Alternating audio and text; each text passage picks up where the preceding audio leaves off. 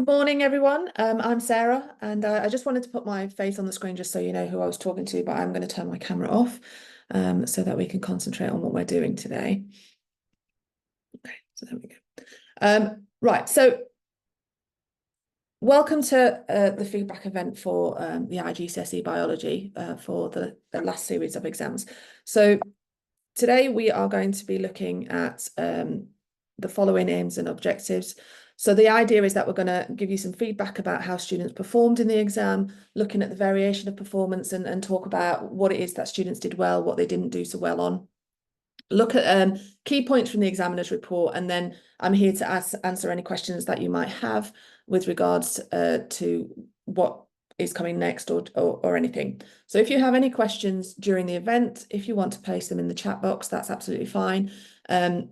I have to monitor them both, so if I don't quite get to you, I will hang around at the end for a little while so you can ask again. But essentially, that's what's happening. Yes, a recording will be available of this event.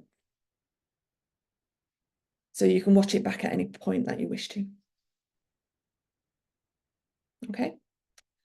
Okay, so welcome to Pearson. All right, so first of all, we're just going to run through a little bit about what we do. So we are a world-leading organisation within the field of examination. We offer international GCSEs, international A-levels, and we partner with lots and lots of different types of schools and universities across the world with over 3.5 million students a year. So we're quite well known. We're obviously looking today at the international GCSE biology, and it's graded 9 to 1, and hopefully you already know that, grade 9 being the highest and grade 1 being the lowest. Okay, so the first thing I wanted to do was to look at the assessment objectives. So the best teaching that we see of this particular course is if it's based around assessment objectives coupled with the subject content. So being aware of what the assessment objectives are and making sure that students are aware of the sort of how they are assessed is really, really useful for them. And it means that they can actually see what is going on. So assessment objective 1, this is about knowledge, essentially. So it's about recalling scientific facts and demonstrating understanding of scientific techniques and procedures. But they're not expected within this objective to do much more than that. So they're not expected to design or improve or evaluate practicals. They don't carry a lot of marks. They are aimed at the less able. So we do tend to find that this is quite an easy one for them to access. And it's worth between about 38 to 42% of the marks on an exam. Okay, so that's assessment objective 1. Assessment objective 2. So this is a little bit more difficult. This is the application side of things. And students do find that the application becomes harder when it comes to examination. So apply knowledge and understanding of scientific ideas. So this is inclusive of unfamiliar contexts. It's inclusive of applying knowledge and understanding to scientific inquiry techniques and procedures. So for example, within this, we could give them a context they've not heard of and ask them to use their knowledge that they have learned in the specification for that particular context. Or we can ask them an unfamiliar practical and ask them to use what they have learned in their core practicals to answer the questions on these. So again, we're 38 to 42% on an examination. It is rough because you can't exactly get the number of marks when you're designing papers. So that's why there is a bit of a range, but that's where it is. And then assessment objective 3. This is more aimed towards the practical side of things. So interpret and evaluate information, data, whatever it is that we're giving them, make judgments and draw conclusions, develop and improve experimental procedures. So in the past, we have had interpret and evaluate as one of our main focuses. It continues to be a main focus on what we want them to do. But they are getting better and we are seeing improvements in this. So this is really good. So this is worth between 19 and 21% of the marks. And it's done variably amongst candidates that take our exams. So we do see a massive range of actual scores on questions where we aim for this. Okay. So today we are going to be looking at some performance, obviously not all performance because we are limited on time. But we are going to be looking at some performance on 2 papers. We're going to be looking at 1B and 2BR. We do sit 2 papers each year because of the time differences across the world. So to avoid any sort of conflict of interest, we do sit 2 papers. So we're going to look at specific items based on what they found most challenging.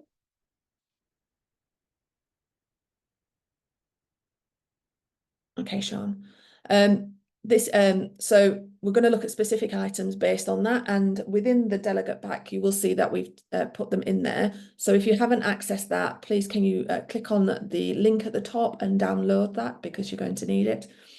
And we're going to look at those particular items during the course of today. But we're going to look at the ones that they found challenging, because it could be topic based, because they found the question difficult. So we're going to look at what sort of things are there. We're going to use the mark scheme to answer the questions. We're going to see what you think, and that will hopefully generate some responses. And then I will give you the true scores for each and why we gave them the true scores for each. Okay, so overall, now what we've found is that grade outcomes were pretty similar to previous years. So if you actually look at what we've got, the percentage of each student at each score, each grade, you will see that they are pretty similar from previous years. There's not a lot of difference really at all.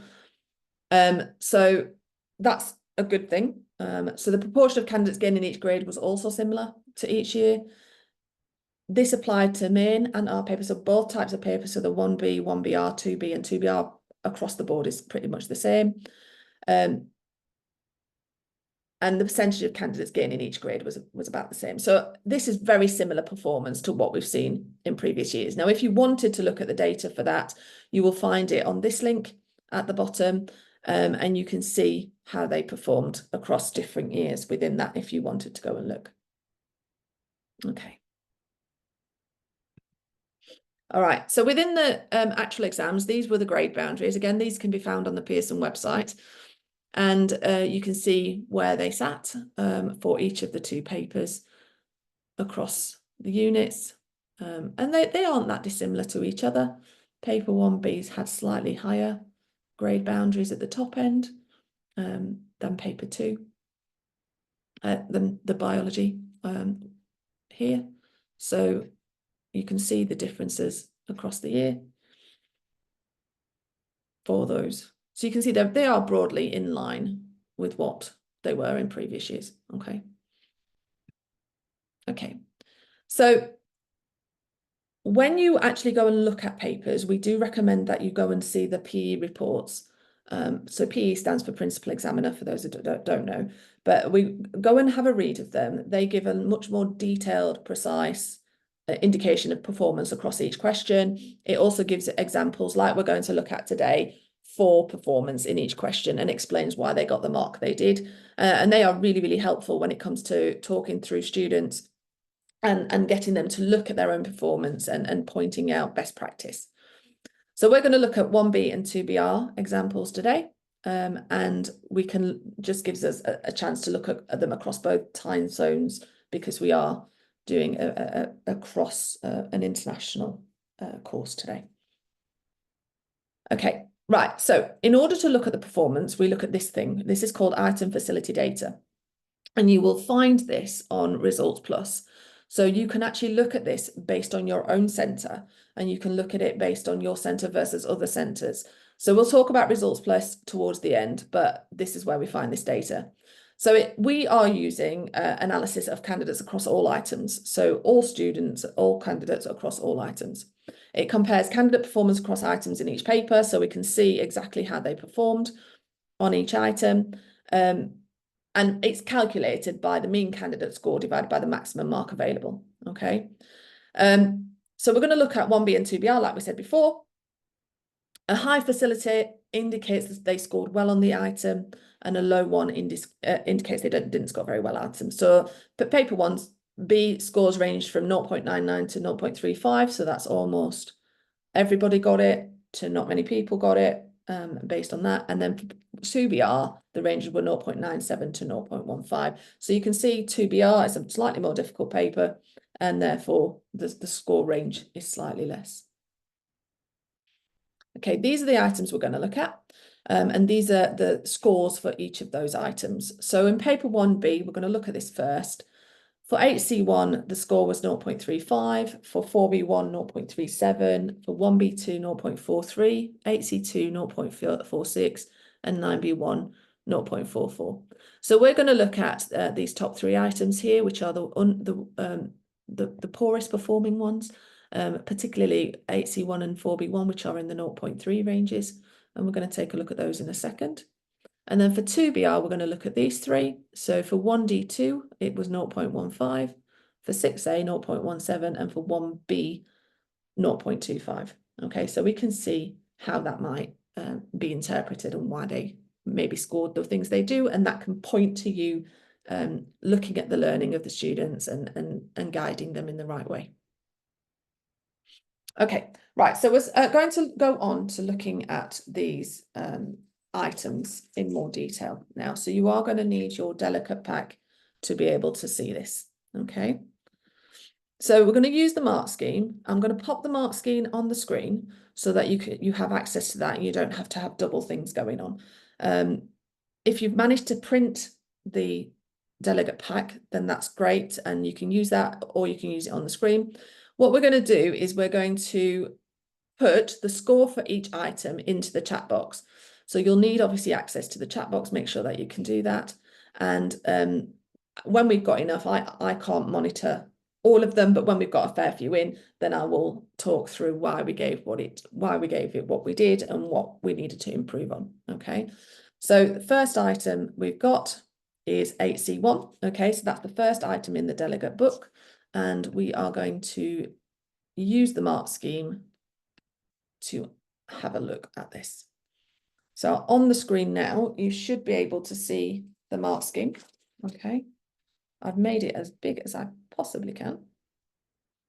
So have a look through the answer, have a look through the mark scheme, give it a mark and pop the mark on in the chat box. Please don't worry about getting it wrong, so to speak. The whole point here is that we're going to look at it in detail and see where it lies. Okay, so I'll give you a few minutes to do that.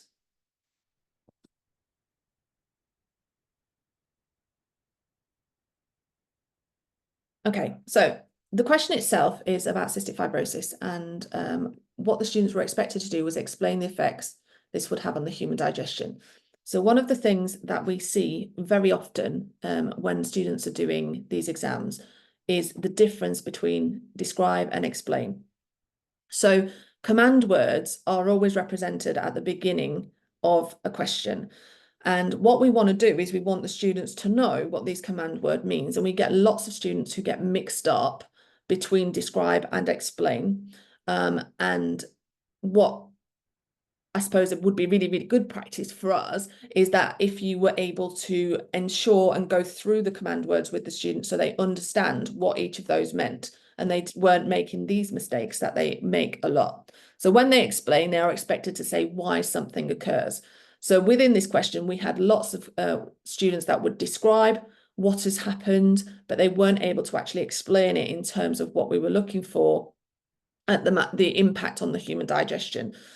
So we've got here, move that out of the way. So this means the pancreas can't secrete amylase and protease. So that is mark point 1, just there. So when I say mark point, I mean the first initial mark point on the list. So that is mark point 1. Amylase and starch to maltose. So that's mark point 2. So no amylase means starch can't be broken down into maltose. So there's no enzyme there, which is what we were looking for that. And then we've got the lack of broken down into maltose and then glucose in that second point just there. And then, so the body won't break down stores. Equally, no protease means proteins won't be broken down into amino acids. So that's a separate marking point to the maltose just there. So protein can't be digested. So here they've said digested and not absorbed. So we'd want them to actually use specific language, not general language. So digested means that it's broken down, where absorbed would mean that it's taken into the body. So we would be looking for absorbed if we were going to give a mark point just there. Okay, so well done on that. There's lots of people gave 3 for that. And then response B, lots of people have done this one too. Okay, so we gave this one 1 mark as well. All right, so well done. And it gets the mark here for some enzymes are produced in the pancreas, for example, amylase, amylose and amylase and amylase. There they get it marked for. Amylase there will not be able to get to food in order to be digested. Again, they've not said absorbed because the pancreatic duct is blocked. This stops the enzyme from breaking down the food and therefore stops absorption from occurring. But we haven't said here at the bottom that it's broken down into smaller molecules and have or indicated in any way that these molecules are smaller. So they don't gain any credit there. Okay, so next response is 4B1. And I shall share the mark scheme again.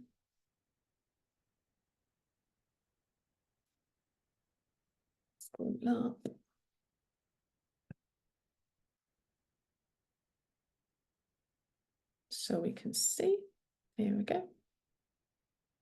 All right, and again, I'll give you a few minutes just to run through those items. And there are 3 of those.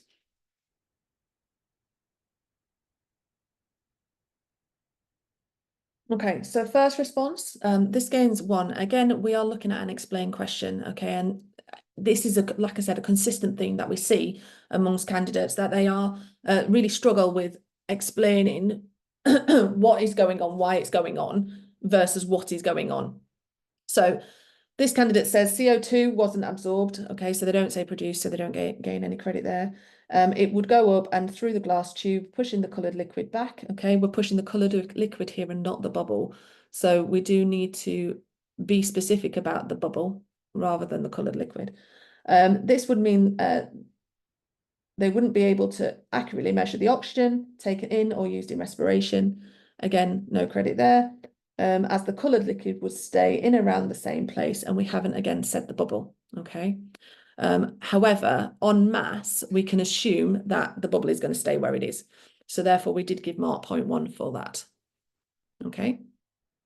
Second response, response B, so this didn't gain any credit. To prevent the germinating seeds from switching to anaerobic respiration, which happens in the absence of oxygen, that section is irrelevant.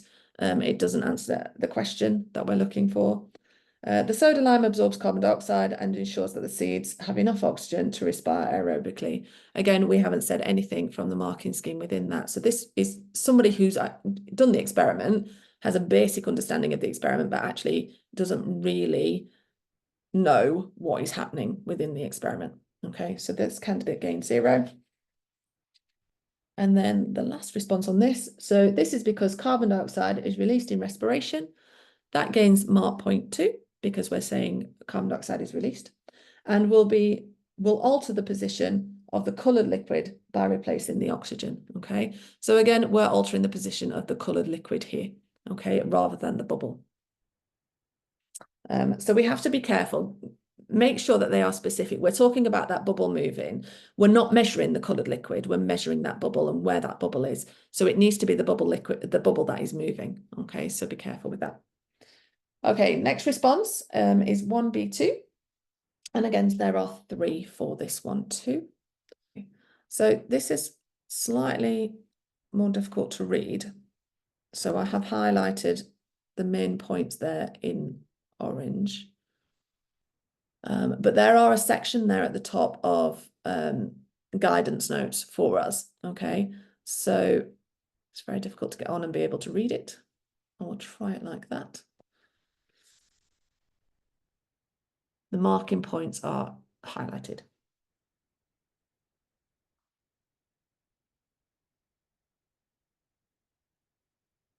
Okay, so with this question, they had to give 4 points. Okay, so one of the things we're seeing is that when we have longer mark questions, they don't always give enough information to get 4 marks. So they need to be working on 1 point per mark. So for every mark that's available, they need to write something down. We also, within this question, saw lots of irrelevant answers. So answers that maybe pertained to blood cells instead of blood as a whole. So they talked about them being able to take on the blood cells, not the substances that are within the blood. So there was some misunderstanding amongst candidates about actually the things that are actually happening within this question. Excuse me. Right, so first question. So they get a mark for naming the substance and then a mark for the function of the substance. So for 4 marks, they need to name 2 substances and give 2 functions correctly related to that substance that they've got. So this person says glucose to release energy during respiration. Perfect for 2 marks there. And then proteins to use for growth and repair of tissues. Excellent. Okay, so this candidate gains all 4 marks. Moving on. So within this one, we've got the reference to protein just here, and we've got reference to growth there. So they gain 2 marks for that bit. But this second one here, it's not specific enough. Same minerals on its own and ions. We're not naming any minerals. We're not naming any ions. So therefore, we do not know what the function is that they would be referring to.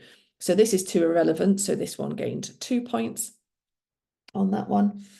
And then the third one, again, this one gained 4 marks. So we've got glucose, which is a carbohydrate used in respiration. Okay, so perfect for that one. And then amino acids used in the formation of proteins. Okay, so again, that's pretty good. So that one gains 4 marks.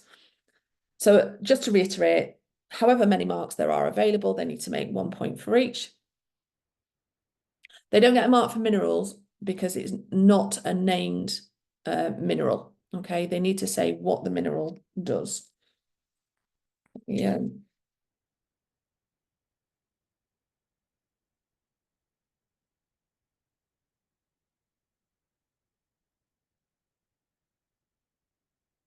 Okay, fair enough. Yeah. All right. So they would gain the mineral mark there. So that would be 1 mark for the mineral, but they're not saying what the mineral for. So minerals, I agree, should be fine. So 3 marks on that one.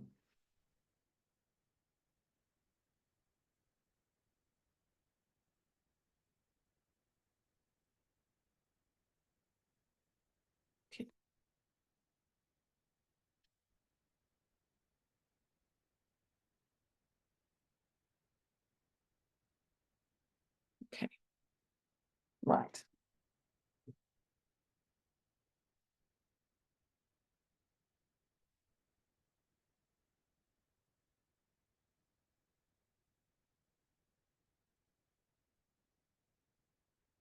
Okay. Right. So we're going to move papers now.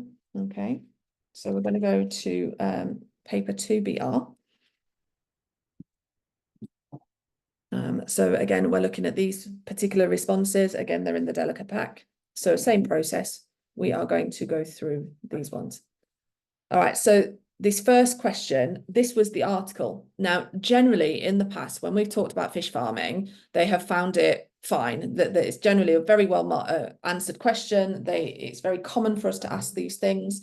And they are generally absolutely fine about the whole thing. And it all works.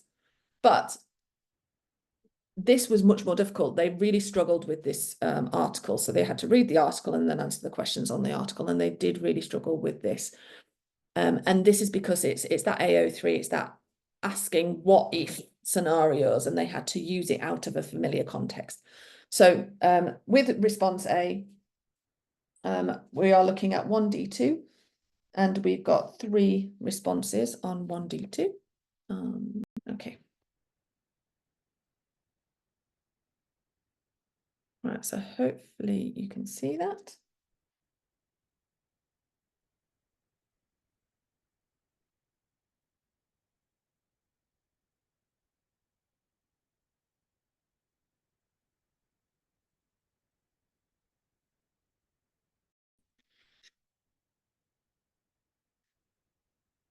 Okay, all right. So this question again is explain. All right, the usual difficulties we seem to have with explains, and they struggle. They also again struggled with the context of what was happening here. We did see quite a lot of students who were saying that the fish became antibiotic resistant, not the bacteria.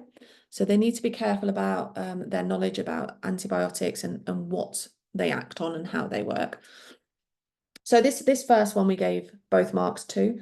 It gets mark point 1 for the use of the antibiotic on the fish. Mark point 2 for the biomagnification, and then mark point 3 later on with the resistance in the bacteria. So they'd get 2 marks for that. They can't get any more. So that was a good answer. The second one, this is a bit waffly, but they put pesticide may cause the chemical substance to enter the food chain. This doesn't get mark point 1 because they're not saying it alters the food chain in any way. However, they do say more animals die. So they get mark point 1 there. So mark point 1, they need to have the what and why situation to get that mark. And then they don't get any further credit. So that gets 1 mark for that one. And then response C. Here, again, it gets 2 marks, okay? It could lead to pathogens developing resistance to the antibiotic, that gains mark point 3, or the pesticide, so they don't get a mark for pesticide on its own, but they do get a mark for bioaccumulation there.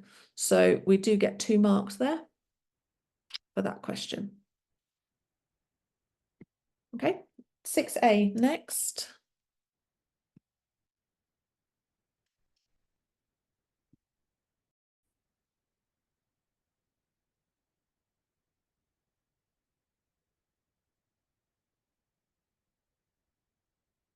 Okay, so 6A. What made this one particularly difficult for them is this and in the middle. So we saw lots of candidates who didn't do both parts of what was going on. Some didn't put gene is a section of DNA that codes for a single polypeptide or a protein or anything like that. Some just put it's a section of DNA. So they struggled with the full identification for this one. Okay, so let's give those a mark. Okay, we've got 2 responses for this.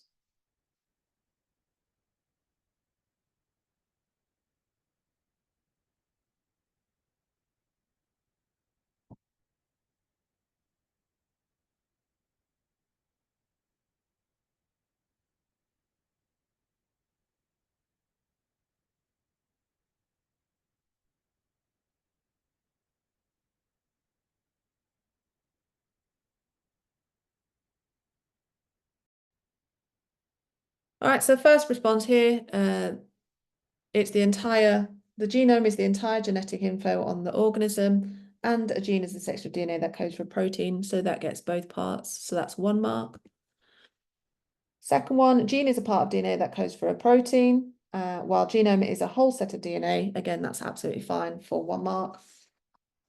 And then the last one, gene is a section of DNA. That was very classic of what we were seeing when we weren't giving full marks on this. They know a little bit, but not enough. So that doesn't gain any marks on that one.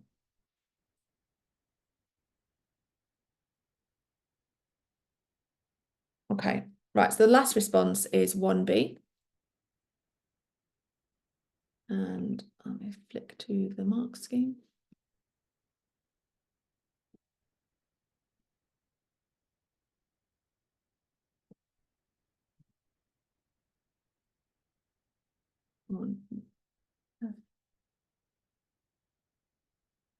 Okay, so here is 1B. The last 3 responses we've got to do.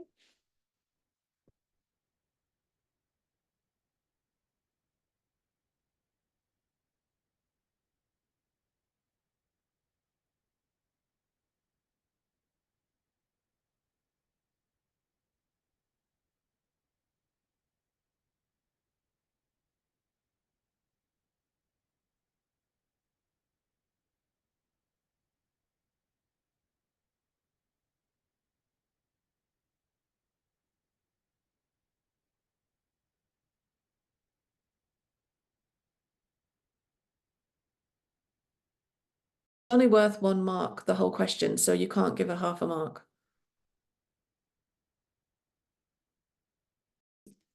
Ones. All right, so this question wasn't greatly done at all. We saw lots of candidates got 1 mark, with the most common answer being the length of time that we're waiting, 30 years being a long time. So that was the most common answer that we saw. Not many got 3 at all. So what we've chosen here is a couple of really good examples to take back to school. So we've got the scientists can only, where are we? No, get the right one. So go back to the PowerPoint.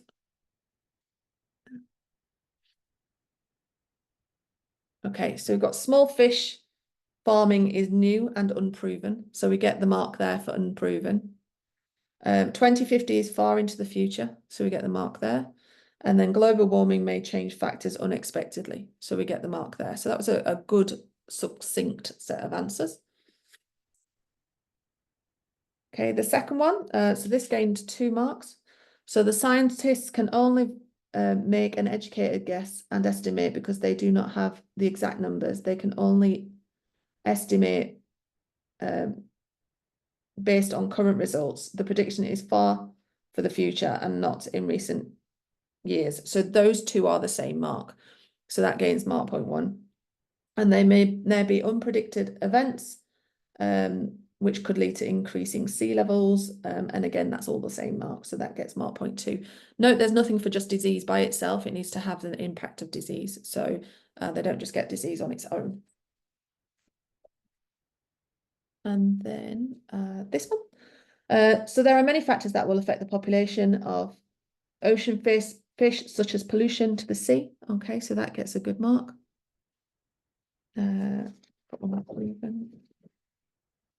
Give us a second for that one and I'll go back to the mark scheme.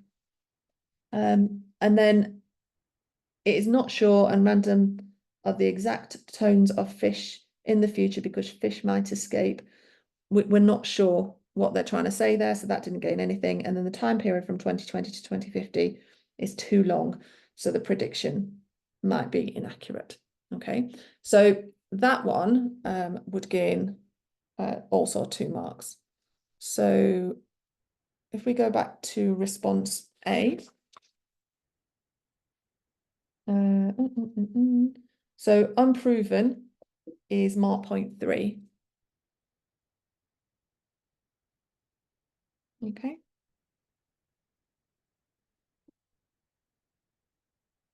All right. So from that, we can sort of see what is happening and where students are going. So we're just going to have a little look at some conclusions that were drawn across the principal examiner report for action in terms of schools and how it works. So the first one is reading the question carefully. So again, some of these are really common mistakes, and we talk to students, I know we do, about how this can impact their answers and everything. So I mean, it's really great when you're an examiner to see that students have highlighted what they're doing or underlined, so they know what those command word means, so that they can actually answer the question properly. So ensure that you read the question carefully and include sufficient points to gain full credit. Include as many points as there are marks available to discuss and comment items. So we've talked about this, every point for 1 mark, so need 1-to-1 relationship there. Make sure you have practice calculations given the appendix of the specification, and that you understand how to apply formula, and always include all your working. So with this question, what we find is where students lose marks on calculations, it's often based because they have just put an answer and the answer is incorrect. They've rounded incorrectly. We see quite a lot of incorrect rounding. And they don't put their working out, so we can't actually give them credit. If we do see working, we will credit it, particularly if it's a multiple mark answer. So if it's a 1 mark answer, obviously we're looking for the answer, but if it's a more than a multiple mark question, we are looking to see if their answer is wrong, is their calculation correct? So make sure that they know to do that and that they have practiced that skill, because lots of them forget.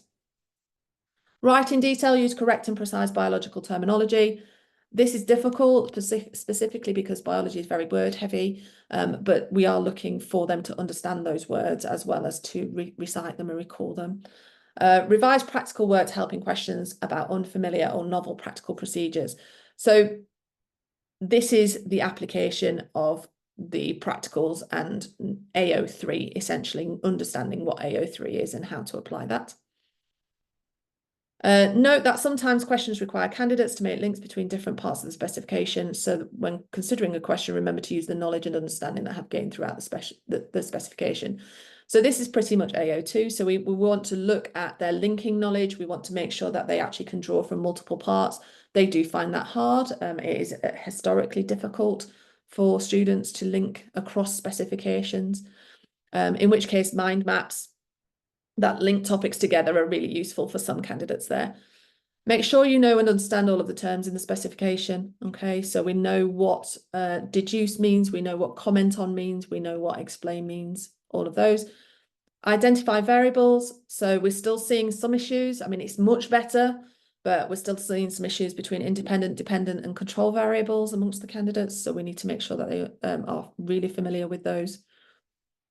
Ensuring experimental design questions to give the independent variable and the range you are going to use, the dependent variable, how you're going to measure it, and the control variables, and explain how these will be controlled. So this is when they are actually writing the method, and this counts towards future progression too. The better practice they get into at GCSE, the more able they become with this at A level. Always read through your responses and ensure that you have written makes sense and answers the questions fully. Now, we didn't find there was many issues with students not completing the paper. They seem to have time to complete the paper.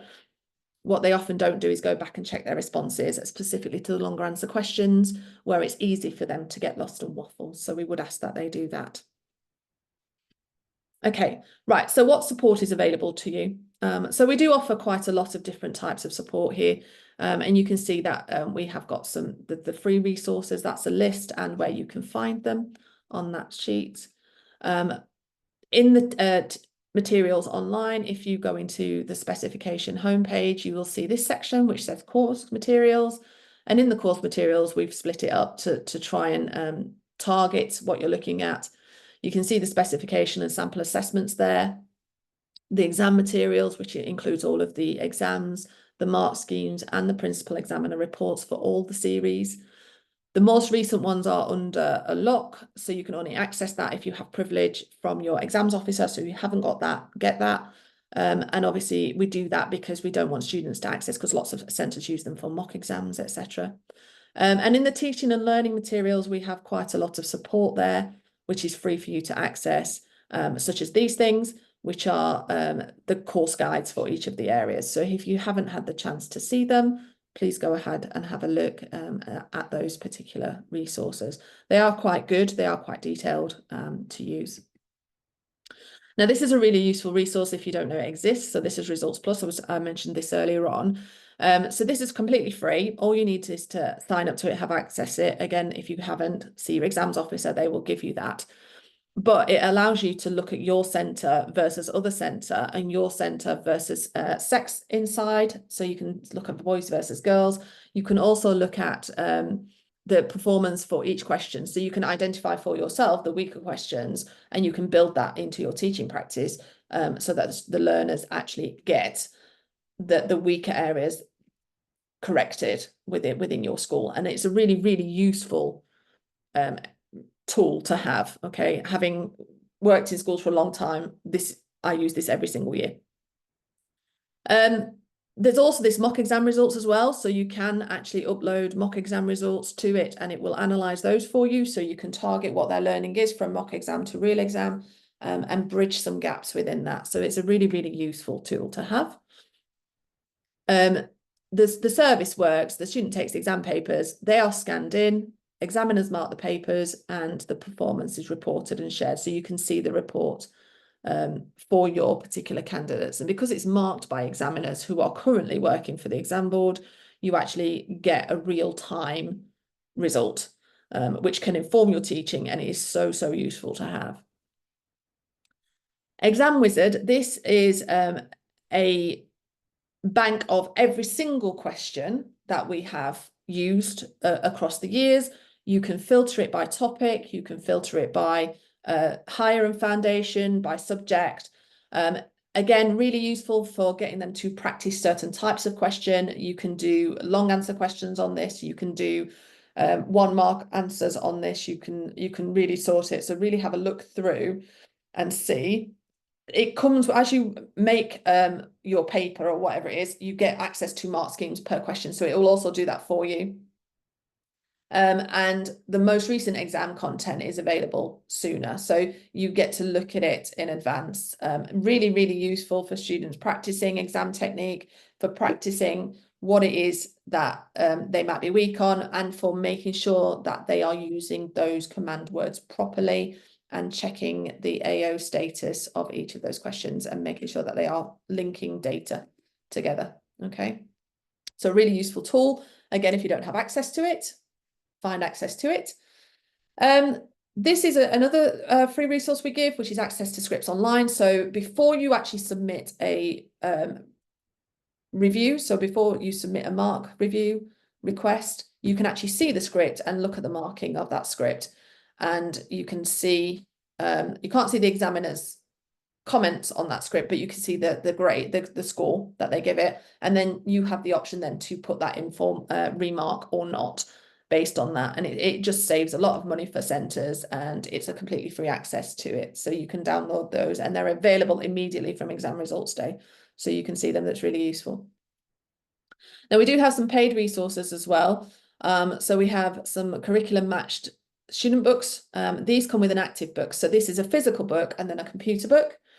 And within that, you can obviously have the computer book at school, but they can access the book outside school electronically, which is really useful. They can have it on their phones. That is really useful. So they get free access for the student books for 3 years after we buy it. And then we've got these teaching hubs, and the teaching hubs contain all of planned resources. We have lesson plans, we have activities, we have PowerPoints, we have all sorts of things on the teaching hubs that will be really useful for your teaching, and it will save you time on your planning. So this is the student book. You can see there's a link there to access it from the website. So if you wished to order it, you could. This is what we're talking about with the teaching hubs, and it also gives, there's so much there. You really need to go and have a little mooch and see how it goes. So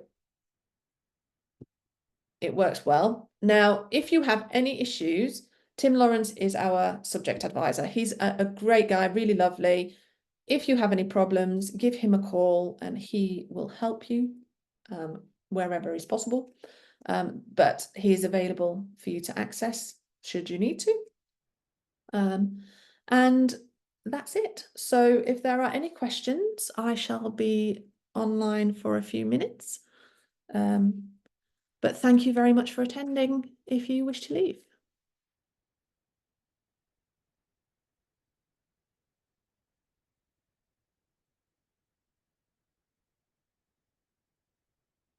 Thank you.